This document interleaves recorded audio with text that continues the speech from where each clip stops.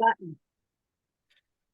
Hello, everybody, and welcome to At the Picnics, Season 2, Episode 6. We have a wonderful guest on this week, Danny. We have the president of the Healesville Racing Club, David Purcell. We're going to introduce him very shortly. We'll just quickly talk about Mansfield. Danny, a lovely day there Tuesday on Cup Day. I wasn't able to make it. What was the crowd like? The crowd was really good. They had a solid crowd there. The track was in great condition, although they did get a heavy bit of rain through in the morning. So there was a bit of a patch at the half mile that the jockeys all steered away from. It was a bit soft and a bit shifty. So other than that, though, it was probably fortunate they did only have small fields, but the racing was really good and the track presented really, really well. It was a really, really lovely day up there under the trees. Fantastic. And big congratulations to Sean Cooper. Got the double, yep. Yeah. You got a winner, Danny. Congratulations with Barringer. I did. Nicely piloted by Dylan. He did a great job steering him for me, so that was really good. It was a really good day of racing up there. It was wasn't too hot. Must say that I think all of us that were down from this way got to drive home in some massive thunderstorms, and some of the crew from Seymour and Bendigo got to drive there in massive thunderstorms. So I heard it. The weather was a bit against us all, but we got through the day unscathed. Good. Now, tomorrow being Saturday, we've got Balnarring. And Balnarring. Really good to see that Sean Kilgour and Reg Manning, regular trainers, have got a few horses in, and also David Noonan, who's becoming a bit of a regular as well. Fantastic to see. Yep. Beck and Deb are back. Jodie Thompson's back. Jodie Thompson. Unfortunately, a few of the fields have fallen away a bit. But you know, we're all out there. We're all having a go. Kramer's back. Griffos are back, and Dylan gets to pilot that horse again. And of course, Tyson and Tony Carter-Smith have all got runners. So it'll be a neat little day down there. At this point in time, I think I saw that the track is a good 4. Obviously, with no rain or anything coming through, so it should be a nice day down there for everybody. Weather overcast, but there's plenty of trees, and it'll still be a nice day out. And I see Jeff Brunston's got a couple of rides. Look out, he's back. He's back. We're all hedging bets last year whether he would be back or not, and lo and behold, he's back. So his wife obviously relented and said, well, you can have a little go while you're still healthy enough to. Yeah. And so he'll be out there creating havoc. He's drawn barrier 2 on good old Macong Fortune for Reggie. So look out, everybody. Away he goes. And a call out to Jeff. And I think he's actually older than Deb, so that would make him the oldest jockey at the picnics. Yes, and that's I'm fairly sure of that information. That's why I call out to Jeff. If you're listening, Jeff, you're coming on the show. You don't get a say in it. We would love to have you on. All right. Let's introduce this week's guest, Danny. We have David Purcell, the president of Healesville. Absolute pleasure and an honour to have you on, David. Thank you. No problems, Paul. Good to be part of the program and catch up with Danny as well, because I wasn't aware she'd been injured or was rehabilitated. So good to see her making good progress, Danny.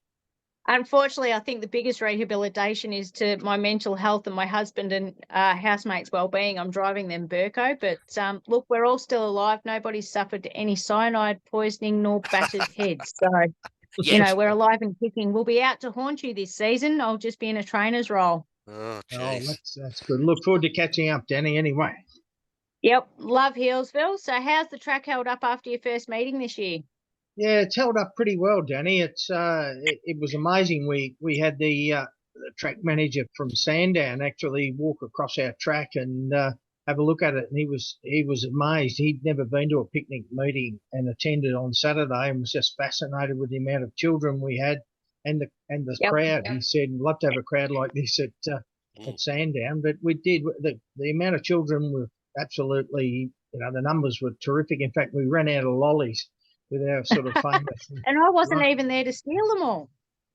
That's right. So the run up the straight, we've got to do the backup now for the lollies. So there were a few children that were a bit disappointed, but no, it was a great day, and we just weren't sure whether to put water on because of the fact that it had been so wet during winter and then it been so dry over the last week. But the track did hold up well, and probably for the first time in about 12 years, I wasn't involved in the resodding, repotting and so forth on the Monday, but the reports were that the track did hold up really well. So no, we're very pleased about that. But yeah, we've got to put a little bit of water on this week with the way the weather's panned out now. Yep. I must say, all the jockeys said how well it rode, and the typical patches that can get a little bit chopped out up the back straight held up really, really well. So I'm excited because I'm actually going to bring Splash of Paint over there now. No, that's good. So That's good. Yep. she'll come and haunt you. So, have you given the Sandown guy any tips on how to get the crowds back to his track? No, I only heard the story secondhand, but from a very regular attendee at the picnic, so I could certainly attest for the authenticity of the comment. So, but it was nice to get that sort of feedback from someone who's sort of big in the industry. So yeah, he was pretty impressed with their grass cover and so forth. Absolutely. Yeah. That's great news. Well done to all of you guys involved. So your first meeting was certainly a very good one and a very good day out for a lot of people, and the track held up well. So can you give us a little bit of background on what you guys get up to through the winter? Obviously you're in a wet spot, you're in a very renowned area to get very damp underfoot. So what happens through the off season? Well, strangely enough, this year, as wet as it was at the start of, well, really got wet in March, April, May, Yep. June, and then it backed off a bit in June. But last year we actually had 4 different floods, and this year we were lucky enough to not get any. So that made it such a difference, like not having to contend with cleanups and that extra sort of moisture in the ground. So I think that's what made it a lot easier to maintain the grass. And in the previous year, we had issues like the grass was so long because the track was so wet, we just weren't able to get on it. And at one stage, we toyed with the idea of baling it for hay. It was so heck. long. Yeah, it was so Yep. long, but of course you can't get machinery on if it's wet. So yeah, this year we had a very good lead into the season, so that was pleasing, and also the fact that the forecast was so good from early in the week. It's amazing what a difference it makes when you're setting up a race meeting and you know that you'll definitely go ahead, because often you know there's a forecast of a big dump on a Friday night, so you're sort of on edge about that because there's a huge amount of work involved in cancelling a meeting, and often I've said at our annual meeting, your success creates a lot of extra work if you have to cancel a meeting, because there's got to be refunds organised, and it's just a heck of a lot of work on the financial side of things, as well as for the secretary to have to inform everybody that their 60th birthday can't go ahead, or their hen's party can't go ahead because we can't race. So yeah, it does create a few grey hairs, that scenario, but anyway, look, Absolutely. it was most enjoyable this week. As I said, it was just made such a difference to all the guys that were helping out. And David, we had a chat during the week, and you told me something which is quite unique with picnic racing tracks. You said that Healesville is still privately owned, which is quite astonishing, really. How does that go? And also with that question, I'm going to ask: all your none of the committee get paid, but do you have like a track manager who gets paid? Look, we've just redone our remuneration scenario because we've just had to upgrade to more commercial arrangements. But we've had volunteers in the past, but a couple of the guys, a bit like myself, we're getting a little bit on in age, and yeah, we just have to review that. But it is important to reward people. But look, I know at Mansfield they keep track of how many hours the volunteers put in, but I can see that could create an issue because someone says, "Oh, I've done 20 hours," and someone's done 30 hours, and it's hard to manage that sort of thing. But then on the other hand, I can understand it from the point of view of signing in, because you're actually at the race course, and if you have an accident, well, you can say, "Well, I had the accident at the race course," and they're covered with the volunteers' insurance. So there's a few issues like that. But look, I'm lucky. I've got an excellent group of guys on the committee. We've all got a broad group of skills and very skillful in that respect. Chris Young, our secretary, actually manages and sets up golf courses. So that's why our track can be so so good at times because of his knowledge in regards to the grasses and the growth and what nutrients are needed at certain times. I think I need to get him out here to look at a couple of my paddocks. when it's not spring, I've got too many horses here. So that's a really interesting thing to bring up. So for all of us buggers who cracked it with, meetings cancelled and that sort of thing. So for you guys to go back and ring everybody, how many bookings on average do you guys have per meeting? Look, I'm not sure exactly, Danny, because Chris handles that and does it so well. I don't need to get involved in that. That's one aspect that I don't have to handle. But I certainly get lumbered with plenty of other aspects. But I leave that to Chris and the treasurer. That's their part of their job spec. Headache. Yeah. But it's only now and again that when something goes really haywire that I might get involved. But they're both pretty capable people, and for that I'm very thankful. But as I said, lucky to have guys with a broad, John O'Neill, our previous president. John's still around, and his knowledge is just invaluable. I'm often referring to him, and he's a bit of a character too, as I'm sure you know, Danny. Yeah, you guys, I must say, you've been one of the best clubs to deal with on a number of realms, be it as a jockey, trainer, and as a spectator as well, and also the fundraising that I've done through you guys and a couple of the other clubs. You've all been fantastic and come on board and given us a great help out. So personally, I can't speak more highly of a lot of you guys. You've always helped out massively for us. So it's always been a pleasure. So what does your pack up and that sort of thing after a meeting and that involve? Well, there's usually about six of the boys get down there at about 8 o'clock on the Sunday morning, and we usually finish by about 11:30 or 12. And then I sort of might drift around and close up a few buildings sort of as the afternoon goes on, and then I'll put up the next race meeting signs because I just love those being accurate. I hate going past a race course and I see, signs saying, the next race meeting was like 2 weeks ago. So I do like to keep them up to date, and make sure on the Sunday I change those over, and also we've got signs that we have around town, and I'll make sure that we get them down too. Once again, if people come along and see racing next Saturday, well, they don't want to be thinking, oh, well, there's a race meeting next Saturday when it's all the day before. So, yeah, there's always little bits and pieces to do at the end of a race meeting, but we're once again lucky that the boys come down and jump in and all do a bit of an extra effort, and then we'll have a cool drink at 12 o'clock just to reward the guys that have given up their morning. So I was going to say that, David. I was going to say, is it a pack up morning, or is it an excuse to turn up and have a drink morning? Well, it's not really an excuse, but all the guys now, and I guess that's something we're all mindful of now. Everyone's mindful of having 2 cans, and that's it. Yep. Maybe I might have 3 because I can come out the float entrance, and my house is about 100 yards up the road. So you can ride a horse there, David. Well, that's right. We did actually have a horse that came up our road one time. Danny probably remembers that, the horse. Yeah, there was one that got loose there one day and went over the fences and ended up at your place, I heard. Oh, I think was its final resting point. Yeah. So, yeah, and speaking of that, what are some of that's obviously one of the most memorable days for all the wrong reasons. What are some of your favourite memories from the club over the years?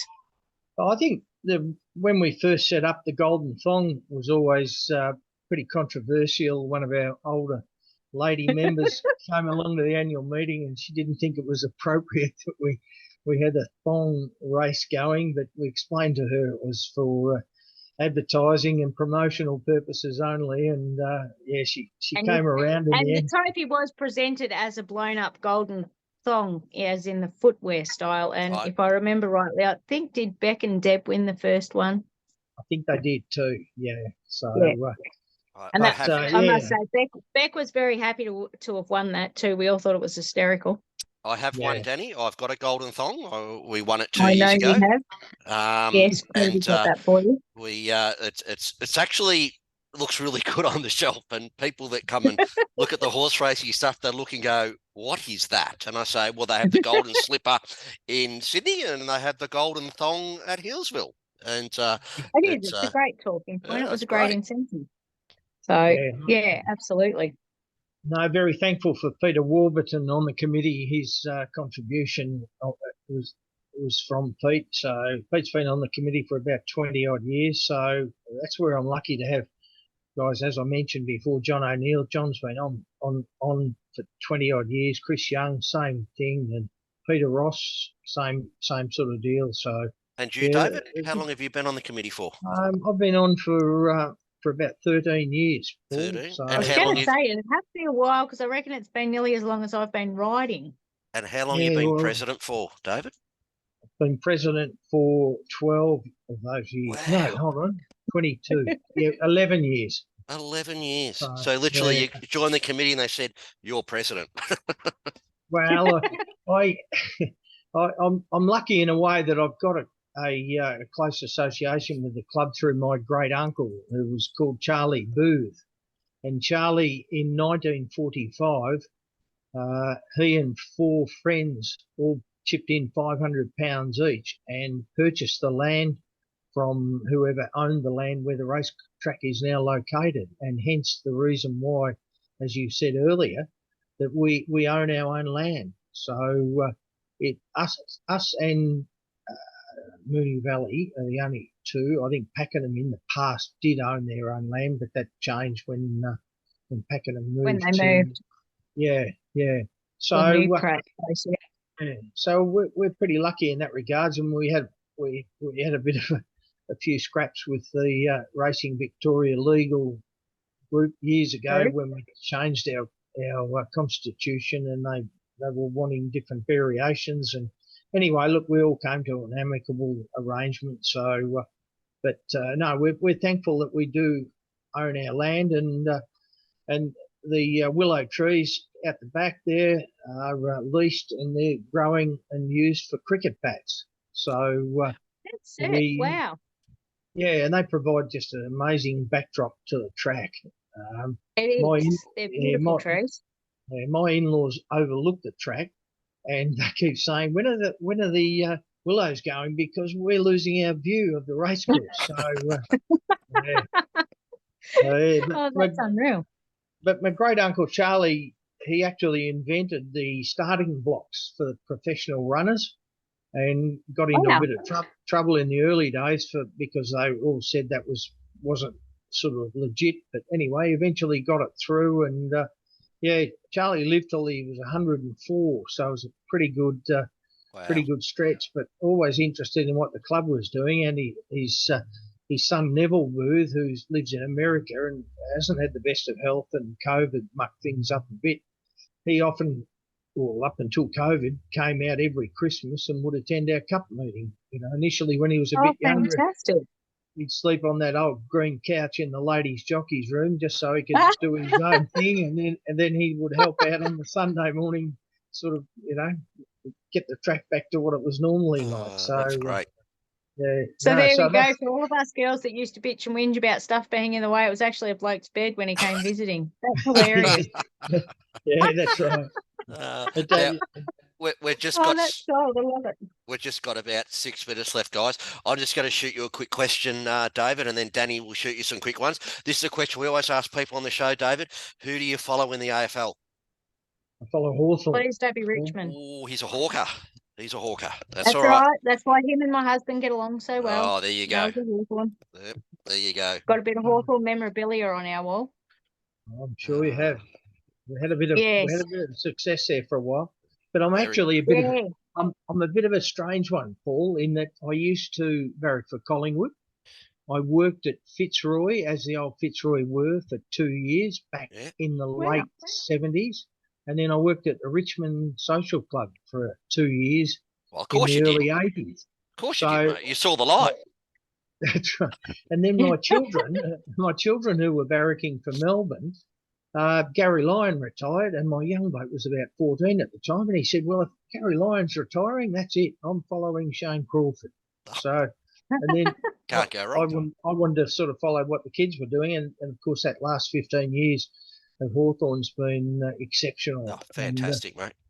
When the Swans beat Hawthorn, I thought that was my last opportunity to have a grand final with my daughter, and then I was lucky enough to have the next couple of years later, the next three. So, yep, all good. Yeah, Good on my you, mate. first live game, my husband, or now husband, took me to see, I think it was Hawthorn St Kilda at, I can't even remember what ground it was, but that was my first live match, and it was amazing. I must say the atmosphere was, wow.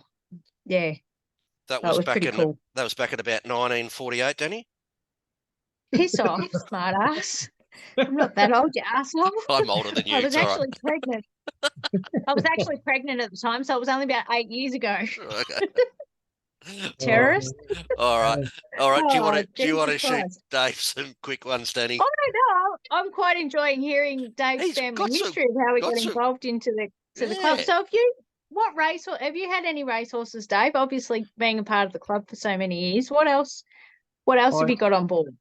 I had a very lucky time 30 years ago, to be honest, because I was through Terry Henderson. I was involved with a horse called Chokin, who Yes. won 2 Miracle Miles and won 2 Auckland Cups, and had a great deal of success with that. And actually, my dad died 3 days after he'd won the New Zealand Cup, and that anniversary is coming up next Monday for the 30 years. So opportune that you Oh asked. wow.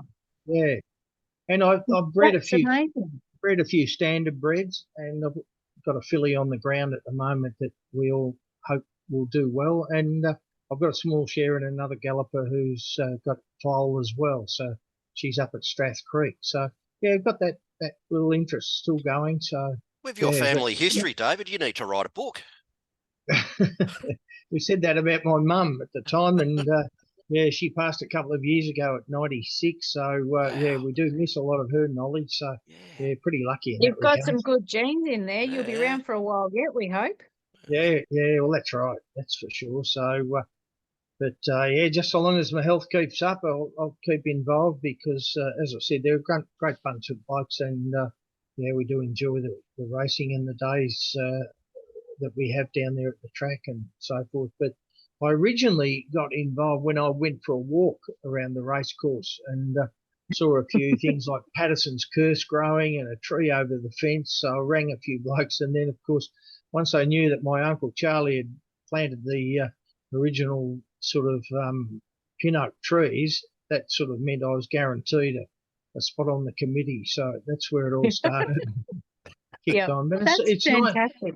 it's nice to have that family association with the club. So and yeah, just carry the tradition on, because as I said, I grew up in Yea, so that was the other side of my family. That was my dad's side, and yet it was my mum's side that was down here. But my mother was involved with hunting for a long time when she was younger, and showing horses later on. And my partner now shows Welsh ponies, so we've got horses in the stable at the back, and yeah, trotting off, I think, to Lilydale show next Saturday morning before I go to Yea races, and yeah, and then off to Tura all Victorian all Welsh show in early December. So yeah, we've got a pretty busy run up till Christmas. So wow, Certainly do, especially with those ponies. They're very full on, and it takes a lot of time and dedication to them all. So, what have you ridden in your past? I have ridden, not a lot when I was younger, because I always got in trouble for walking around the back of the horses, and I elected to go out with my dad on the farm because I didn't get into as much trouble. But I did spend a few years at Kilmore driving harness horses on a Saturday morning, and I had to give that up when my second child came, and she's coming up to 30 years. So that was great, because I would go to Kilmore first thing in the morning and then up to Yea, catch up with mum and dad after that. So yeah, I did enjoy that side of it too. So How long did you get in the sulkies for? for probably 3 or 4 years, might have even been more. Yep, I had one spill out when a chap that next door neighbour was coming across the paddock and bobbed up behind a bulrush, and John Ryan, who was the trainer at the time with me, he got tipped out and I got tipped out too. So yeah, been there, done that. All right, we've got So just for under anyone a that- minute left, guys. So for any of us idiots that ride racehorses, so the sulkies, they get up to about even time, 14 seconds to the furlong to 200 metres. Is that about right, David? Yes, yep. Yeah, Wow. Yep. That just absolutely is amazing. So All right, I'm going to get kicked off because we're running out of time. We're But gonna I've got to get cut say off. thanks for Picnic Beck and thanks heaps, David. It's Yep. been wonderful talking to you. thanks to Nice to Picnic Bet. catch We up, love Danny, them. and you too, Paul. Thank you, David. Yep. We really appreciate you coming on the show, mate. And good luck to Healesville for the rest of the season. And good luck to everybody tomorrow at Good luck to Balnarring. everyone at Balnarring. Yep. Okay. And I'll Take care, see guys. you. Ride See you safe. at the A. Okay. Thanks, cheers. guys. We'll See you be there. later. Bye-bye. See you guys. Bye. See yous. See you, See ya. Paul. Bye. Thanks, Dave. Great to talk to Yep. you. Good to catch. Ah, he's gone. Yep. That was All right. great. Oh, he's full of knowledge, isn't he? Absolutely. I had no idea